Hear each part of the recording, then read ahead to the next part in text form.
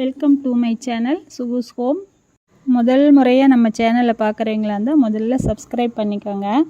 இன்றைக்கி நாம் பார்க்க போகிறது ஒரு பானிபூரி செய்கிறது எப்படி, ரெடிமேட் பானிபூரி ஒரு கிட்டு வாங்கிட்டு வந்தோம். அதோட விலை பார்த்திங்களா வெறும் 40 ரூபா தாங்க. இதில் பார்த்திங்களா 2 பேக்கெட் இருக்குது. ஒன்று அந்த பூரி தயாரிக்கிறதுக்கானது, இன்னொரு பேக்கெட்டில் பார்த்திங்களா 2 விதமான சட்னி வச்சுருக்காங்க. ஒன்று புதினா சட்னியும் இன்னொன்று புளி சட்னியும் வச்சுருக்காங்க. இன்னொன்றில் பார்த்திங்களா ஒரு மசாலா பவுடர் வச்சுருக்காங்க. இப்போ நம்ம என்ன பண்ணுறோம் அப்படின்னா, பானிபூரியில் உள்ளே வைக்கிறதுக்காக உருளைக்கிழங்கு வேக வச்சு எடுத்துக்கிறோம். அந்த உருளைக்கிழங்கு குக்கரில் கட் பண்ணி போட்டு அதை கொஞ்சம் உப்பு போட்டு நல்லா வேக வச்சு எடுத்துக்கிறோம். அப்புறம் அந்த புதினா சட்னியை தண்ணி போட்டு கலந்து அதை நம்ம மிக்ஸ் பண்ணிக்கிறோம். எவ்வளோ தண்ணின்னு பார்த்திங்களா ஒரு 250 ml தண்ணி கலக்க சொல்லியிருக்காங்க. அவ்வளோதான் நானும் கலந்துருக்கேன். அதுலேயே உப்பு காரம் எல்லாமே இருக்குது. நம்ம சும்மா கலந்து மட்டும் வச்சுக்கிட்டால் போதும். நல்லா கலக்கி விட்டுக்காங்க. அவ்வளோதான். இப்போ மின்ட் வாட்டர் ரெடி ஆயிடுச்சு. இப்போ அடுத்தது பார்த்திங்களா புளி சட்னி. இதுக்கு தண்ணி தேவையில்லைன்னு சொல்லியிருக்காங்க. ஆனால் நான் ஒரு 2 ஸ்பூன் தண்ணி கலந்துக்கிட்டேன். இது இனிப்பு சட்னி. நம்ம தேவைன்னா தண்ணி கலந்துக்காங்க, இல்லை வேண்டான்னா நீங்கள் அப்படியே கூட வச்சுக்கலாம். இப்போ பார்த்திங்கன்னா அந்த பூரிக்குள்ளே வைக்கிறதுக்கு உருளைக்கிழங்கு மசாலா நம்ம ரெடி பண்ணுறோம். உருளைக்கிழங்கு நல்லா மசிச்சுக்கிட்டு அது கூட ஒரு பெரிய வெங்காயம் நல்லா கட் பண்ணி எடுத்துக்கிட்டு அது கூட அவங்க கொடுத்துருக்காங்க இல்லையா, அந்த மசாலாவையும் போட்டு நல்லா மிக்ஸ் பண்ணி எடுத்து வச்சுக்கிட்டோம் ஒரு பவுலில். அவ்வளோதாங்க, பூரிக்கு தேவையான மசாலாலாம் ரெடி ஆகிடுச்சு. இப்போ நம்ம பூரியை பொரித்து எடுக்க வேண்டியது தான். இப்போ ஒரு கடாயை அடுப்பில் வச்சுட்டு அதில் தேவையான அளவு எண்ணெய் ஊற்றிக்கோங்க. எண்ணெய் ஊற்றிட்டு எண்ணெய் நல்லா காயாமல் பூரியை போட்டோம் அப்படின்னா பாருங்கள் இந்த பூரி எப்படி ஆகுதுன்னு. இது மாதிரி தான் ஆகும்.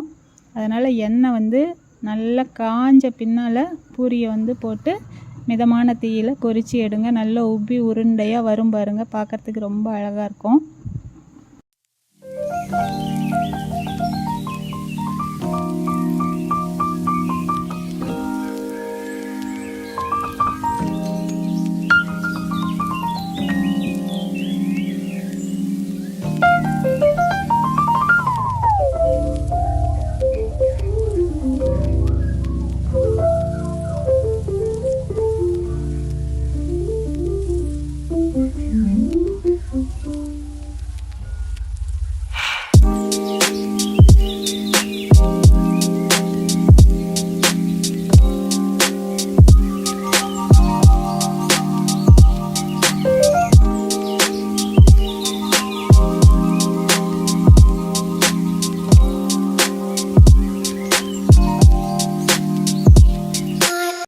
இப்போ பார்த்திங்களா நல்லா எண்ணெய் காஞ்ச பின்னால் பூரியை போட்டு பொரித்து எடுத்தோம் அப்படின்னாக்கா நல்லா உப்பி வருது. இதே மாதிரி எல்லா பூரியும் போட்டு பொரித்து எடுத்து வச்சுக்கோங்க.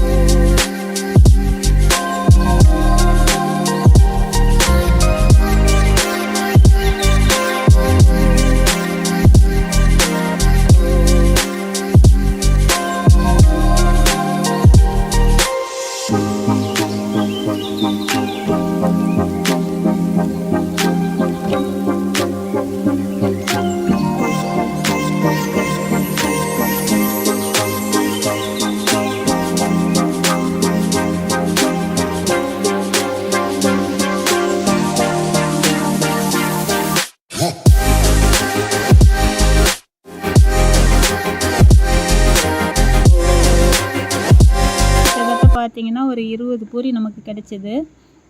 இதை ரெடி பண்ணி அவ்வளோதான், அந்த மசாலாலாம் கலந்து சாப்பிட வேண்டியது தான். இப்போ இது கூட பார்த்திங்களா ஒரு ஃப்ரூட் பிளேட்டும் நாங்கள் ரெடி பண்ணியிருந்தோம். ஈவினிங் ஒரு ஹெல்த்தியான ஸ்நாக்ஸு கடையில் வாங்காமல் நம்ம வீட்லேயே தயாரித்த பானிபூரி ஃப்ரூட்டு எல்லாம் சேர்த்து சாப்பிடும்போது குடும்பத்தோடு உட்காந்து ரொம்ப மகிழ்ச்சியாக இருந்ததுங்க. நீங்களும் இது போல் செஞ்சு சாப்பிட்டுட்டு கமெண்டில் சொல்லுங்கள். மறக்காமல் என்னுடைய சேனலை லைக் பண்ணுங்கள், ஷேர் பண்ணுங்கள், சப்ஸ்கிரைப் பண்ணுங்கள். தேங்க்யூ.